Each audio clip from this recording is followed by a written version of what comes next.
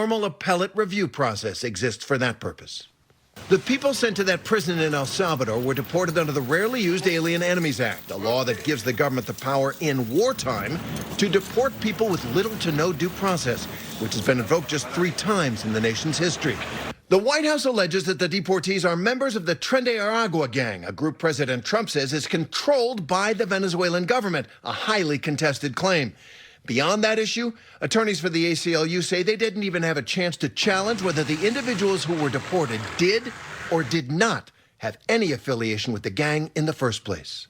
At a minimum, there has to be due process for people to show that they're not even members of the gang. I'm joined now by the Trump administration's border czar, Tom Homan. Mr. Homan, thank you very much for joining us. I want to start with something you said last week that caused a big stir. You said, I quote, "I don't care what judges think." Now, I know you have since said that the administration will abide by court orders. We heard Donald Trump say the same thing. So what do you mean when you say, "I don't care what judges think"? No, I don't care what that judges think. As far as this case, we're going to continue to arrest public safety threats and national security threats. We're going to continue to deport them from the United States. I understand this case is in litigation through the Alien Enemies Act, and we'll abide by the court order as litigated. But my quote was, despite what he thinks, we're going to keep targeting the worst of the worst, which we've been doing since day one, and deporting from the United States through the various laws on the books. We're not making this up. The Alien Enemies Act was actually a federal law. It's a statute enacted by Congress and signed by the president. Now, that's under litigation.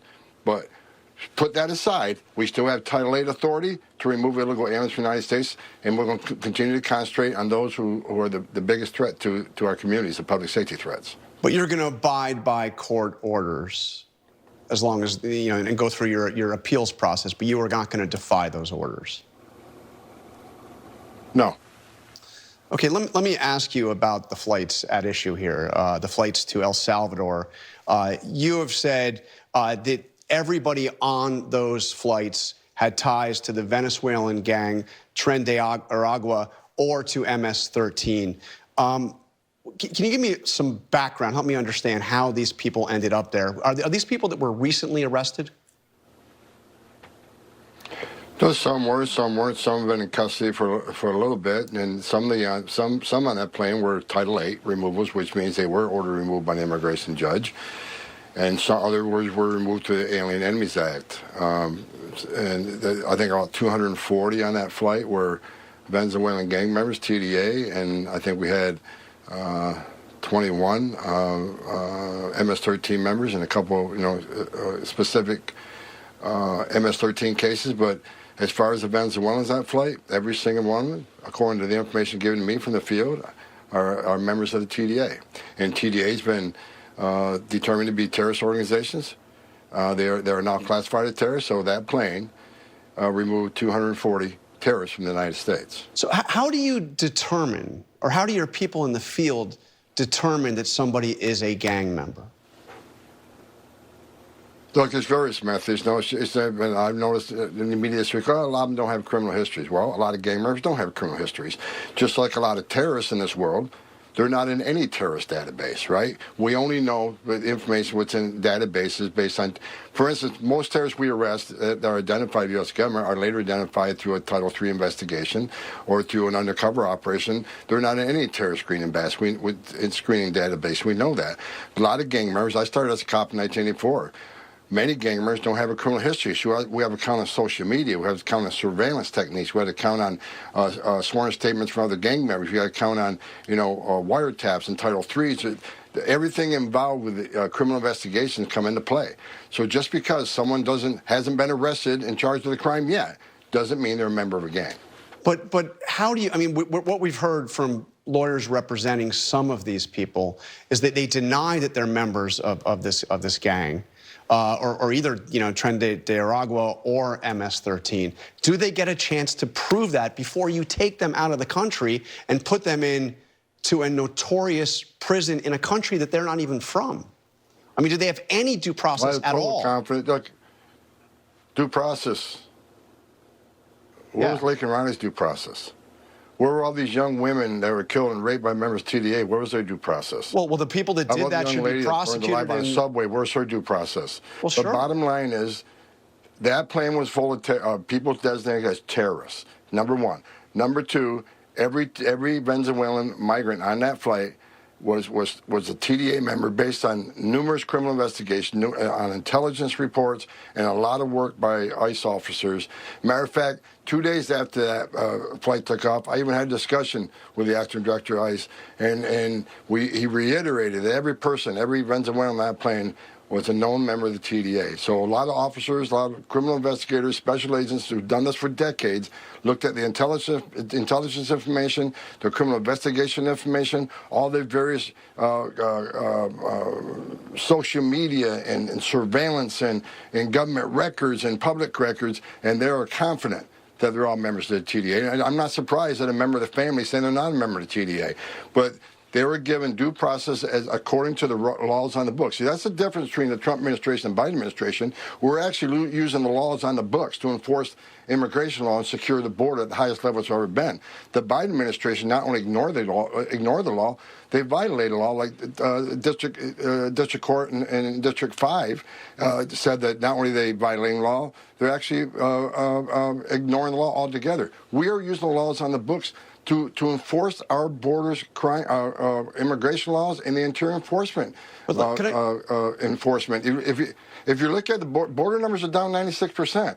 We already got 40,000 criminals removed by ICE in the interior, which more was done in 6 weeks than the Biden administration did in a year.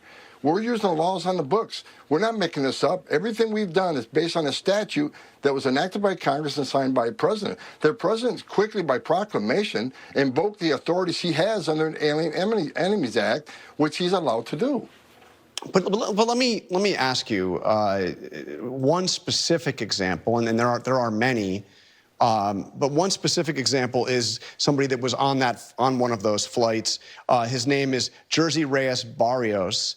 He is was a professional soccer player in Venezuela, and his lawyer says that he was caught up in this because he had a tattoo that he said was chosen because it is a tattoo that is similar to the logo of his favorite soccer team, Real Madrid.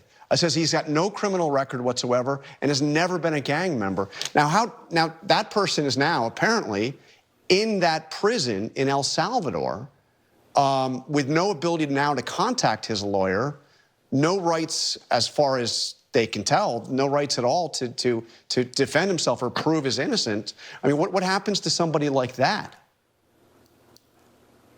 Well, look, they can make those claims, and of course we have information that says the complete opposite. It's a member of TDA, affiliated with TDA, which again, will you release that information? It's a terrorist organization. Will you release the information? Look, that's going to be that will be litigated in the courts with this judge. I'm not going to get into every specific case because there's 260 cases. We got to count on the men and women who do this every day for a living, who designated these people as members of TDA through, like I said, various law enforcement methods. This will be litigated, but as of right now, I've been assured by the highest levels in ICE that every one of these members, every one of these Venezuelans are members of TDA. There's going to be more litigation on this case, I'm sure. But what was done by the Trump administration was exactly in accordance with federal law, again, enacted by Congress and signed by the president. We're not making this up. We're enforcing laws around the books. All right, let me turn to the situation at the border itself. You have now more than 10,000 U.S. troops deployed to support your mission at the border, and 2 Navy destroyers that have been deployed to patrol the waters around the border as well. How long do you expect you are going to need that level of force, military force, at the border? Because as you just mentioned, the numbers are way down. I mean, they are dramatically down. They are down. The illegal entry is down 96%. What's most impressive is known gotaways. Known gotaways under Joe Biden, were on average 1,800 people a day across the border, weren't apprehended, weren't processed, weren't vetted. We don't know who they are, where they came from. That's a huge national security issue. Known gotaways are down to, double digits now. But, you know, we're not going to be satisfied till that known Gadaways is down to zero. We're going to secure that border, make sure no public safety threats or national security threats cross that border and get away. So, look, like we knew what would happen as we secure the southern border, the land border. Some of these groups are going to take to the maritime. They're going to take to the water. So we're, you know, got the Coast Guard, you got CBP Maritime Patrol, we're going to have the Navy out there looking at the maritime. And again, it's just not about illegal immigration. It's about people who come to this country to do us harm. It's public safety threats, national security threats. You look under the Biden administration, we had over 400 people on terrorist watch lists that were arrested trying to sneak in the country. But we got 2.2 million gotaways under Joe Biden. 2.2 million people paid more to get away.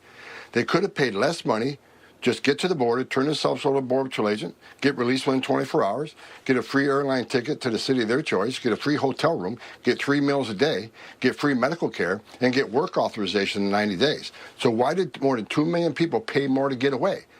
They didn't want to be vetted, they didn't want to be fingerprinted. We're going to secure the border, both the land border and the maritime border, to make sure these public safety threats and national security threats won't get into the country. So we'll use these assets as long as we can till we get to the point where we have total operational control of the border and national security threats have no avenue into this country.